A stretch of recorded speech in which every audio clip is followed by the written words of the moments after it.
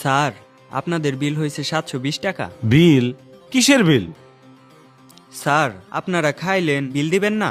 তুমি কি আমাকে চেনো না? আমি কি কোনোদিন এই হোটেলে বিল দিছি? আজকে একটা গেস্ট নিয়ে আসছি, গেস্টের সামনে বিল চায় বসলা।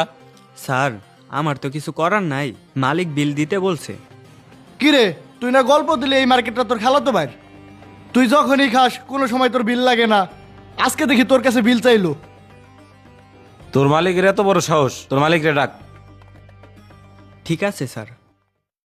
ভাই কি সমস্যা হয়েছে? এই মার্কেটটা আমার খালাতো ভাইয়ের। তুমি আমার খালাতো ভাইয়ের কাছ থেকে ভাড়া নিয়ে হোটেল চালাও, তোমার সাহস হয় কিভাবে আমার কাছে বিল চাওয়ার? ভাই এরকম বললে হয়?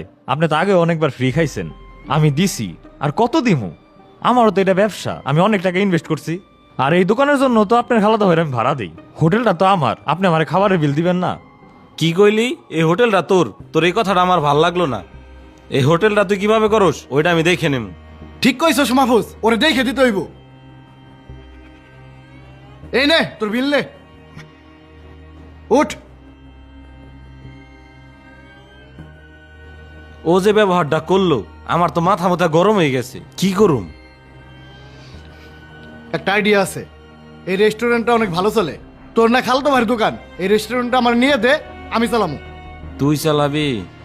এমনি তো মনে হয় আমার খালাতো ভাই দিব না, ওরা অনেক বছর যাবত করে। আরে আমি কি এমনি এমনি নেবো নাকি? 30 লাখ টাকা অ্যাডভান্স দেবো। ও যে ভাড়া দেয় তার চাইতে 5,000 টাকা ভাড়া বেশি দেবো। তাও যদি না মানে, কবি এই দোকান ও যে কোনোদিন দখল করে ফেলাইবো। বুদ্ধি তো ভালোই দিছস। এই হালারে যেমনি হোক বাইর করে সারমি। ল আমার খালাতো ভাইয়ের কাছে যাই। আয়। মাহফুজ, এতদিন পরে কি মনে করে আমার কাছে?